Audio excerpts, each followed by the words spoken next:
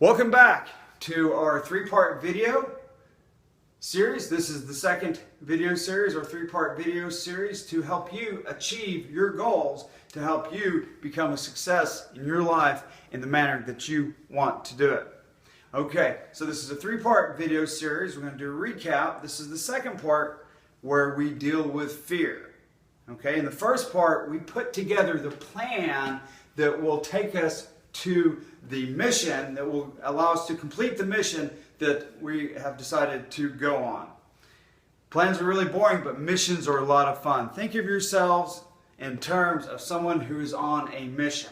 So our plan to achieve this mission that we talked about in video number 1, this is just a quick summary, was it had to have three things. It had to have definite goals. Number 1, that was definite goals. Number 2, definite time period. And number 3, a definite how. As far as the definite goals, what we did is we split them up into two categories: personal goals and professional goals.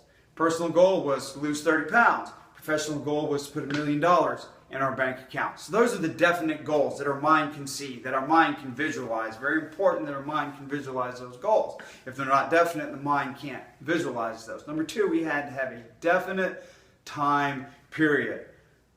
We were going to lose 30 pounds in 24 months. That's a pound and a half a month. That's something that we can get our arms around, that we can grab a hold of. $1 million, we wanted to put $1 million in our bank account. We gave it 5 years, 60 months, $17,000 a month. Again, that is something that we can visualize, that we can see, that we can get our arms around. So those are 2 of the 3 definites: definite goals, definite time period. And the third one is a definite how. How is it that we're going to achieve that? Personally, when I want to lose 30 pounds and I like to stay in shape, I like to exercise, go to the gym and exercise. I like to bike. I've really started doing biking. I'm a middle-aged guy now, and biking is really an excellent exercise for me, at least. I did 30 miles the other day. It just about killed me. 30 miles. It's just amazing. I never would have thought when I was 25 years old that I'd bike 30 miles when I was in my 40s. But it's a great exercise. And I also take supplements. Right now I'm taking a supplement called Plexus. It helps me keep the weight off, helps me bring my weight down. So that's my personal goal. Professional goal, again, was $1 million. How is it? What is the how for that $1 million? Well, that how, there are 3 ways to make money in business. You either own a business or work for a business. So that'd be one. So you either own a business or work for a business. You either invest for capital appreciation, for the returns off your investment, or you own land and you get the rents off the land. Pick one of those. Whatever that is that you decide to pick of those 3, that is your how. So that is the plan that we came up with in video 1. A lot of times people will come up with a plan. Usually when they have developed a plan, they keep moving on, and they move on until something stops them. And generally that something is fear. It's what I've seen in my life. It is fear that holds us back. Question that we're going to be asking and hopefully answering many times in this 3-part video series is, what is holding you back? And for most people, it is fear. So that is the topic of this video, fear. So let's talk about it. Let's look at fear from 3 different perspectives, or 3 different questions, however you want to look at it. 1, is fear good or bad? 2, what are the different kinds of fear? And 3, what are the 2 fears that matter most, or at least the 2 fears that have mattered most in my life?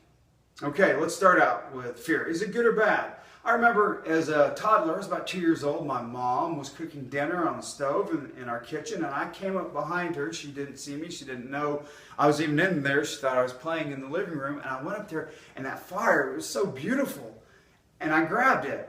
Ouch! The next thing I knew, I woke up in my mom's lap. She had tears. I was crying. I could hear my own voice crying, and she was putting salve on my hand because I burned my hand. Now, have I ever gone up and done that intentionally again? If I saw it, I got a little fear. My body said fear. I said danger. Well, don't stick your hand in the fire. So from that perspective, yes, fear is good for us. It keeps us alive. It is a natural instinct that we are given that helps us to survive.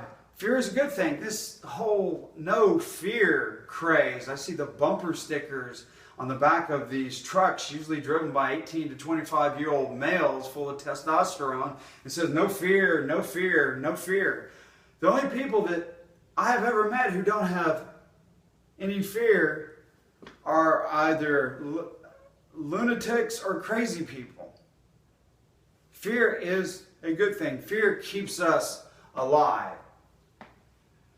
Now, any emotion, be it anger, jealousy, sloth, lust, fear, any of these emotions taken to an extreme, though, if we let them get out of control, then it can be bad for us. Let's just keep that in mind, that perspective right there. But a good, healthy amount of fear is a good thing for us.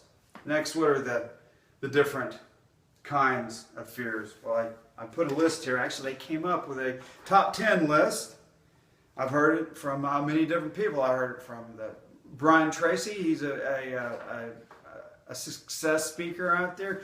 Les Brown, a success speaker out there. A personal coach. Another great personal coach. Favorites of mine, Tony Robbins.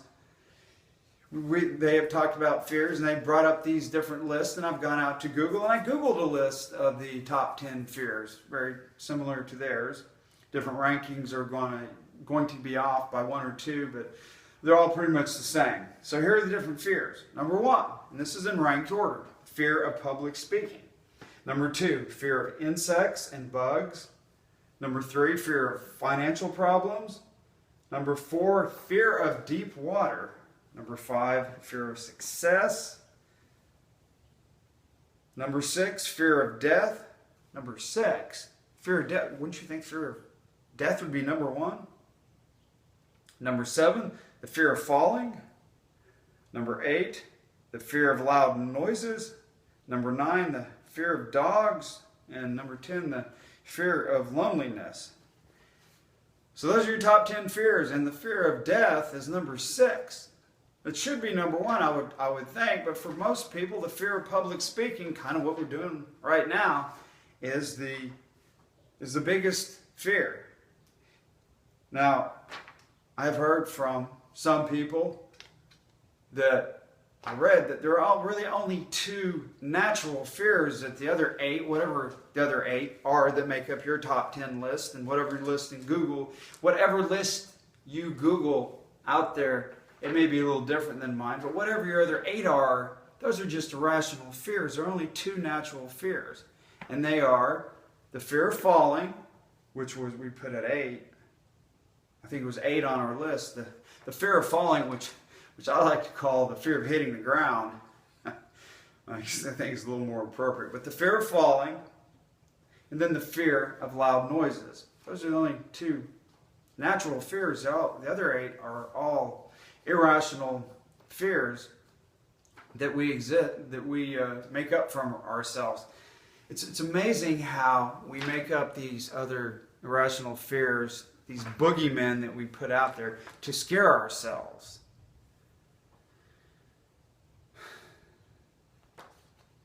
We really don't need to be doing that. The fear,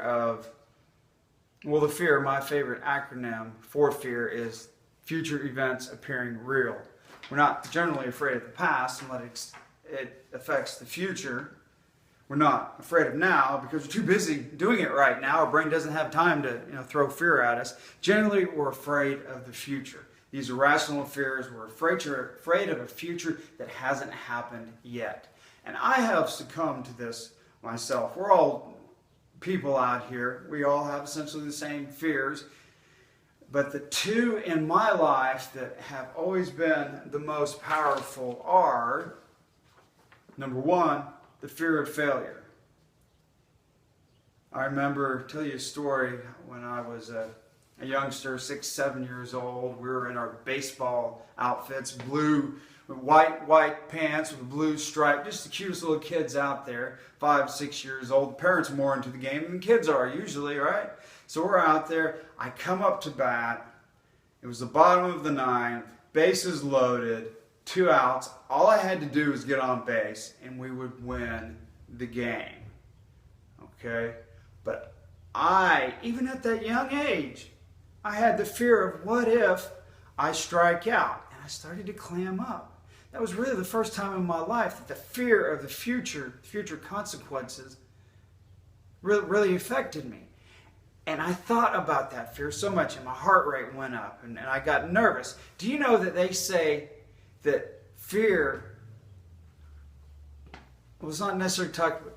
They say there's a study that has been done that shows that as your heart rate goes up, your mind, if this is normal, as your heart rate goes up, it can only concentrate on fewer and fewer and fewer things until when, if your heart rate exceeds 145 beats per minute, you can only think about survival. You can't hear anything. You can't feel anything. All you can think about is survival. This is a study. It was done for the New York Police Department to kind of give them an idea of what happens to the decision-making process in their officers as the situation becomes more and more intense and their heart rate goes up. And there's a very valid correlation between our ability to think rationally and make good decisions as our heart rate comes up. So there I was, out there on a sunshiny day in my starched white with blue pinstripe baseball suit on, bottom of the ninth, 2 outs, 3 men on base. All I had to do was get on base. And I had fear. And that first pitch, strike one. That first pitch, strike two. And that first pitch, and here's where my heart rate was really, really up because I was starting to fear the future. Strike three, we were out. And at that point, the situation came and went, and I thought, boy, I'm really glad that's over. Well, that is the first time I ever experienced the fear of failure. And it was pretty dramatic in my life. And that's something that has followed me, not necessarily the baseball thing, but that was the first time that the fear of failure had introduced itself into my life, and over the past number of years, that has been one of my recurring fears that I deal with. The second fear that I have dealt with is the fear of public speaking. This fear has haunted me all my life. The first time I got up there, it's actually in a spelling bee. I think I was in high school, a junior high. I got up there. We really hadn't done a whole lot of speaking. And I got up there, and I was always a really good speller. Okay, I thought I was pretty good at spelling. And I just completely froze up. I experienced what professional speakers will tell you what happens when you're nervous. Your mouth gets dry, your ears start to ring, and the hair on the back of your head stands up. I experienced both of those. So fear is very real. Fear is very real in terms of how it holds us back. Those are the two fears, the fear of failure and the fear of public speaking, that I had to deal with throughout my life, throughout my personal career, meeting women, as I search for a mate, throughout my professional career, getting in front of people, making speeches, etc., getting my point across. Those are fears, the two fears that I dealt with going forward. Now, in the third video, we're going to talk about how is it that we can get through these fears, these irrational fears, these stubborn fears that just don't go away. In the third video, we will talk about the why that is driving you to do whatever it is you're after, whatever it is you're doing. We'll talk about that why in the next video. Until then, keep looking up and reach for the stars.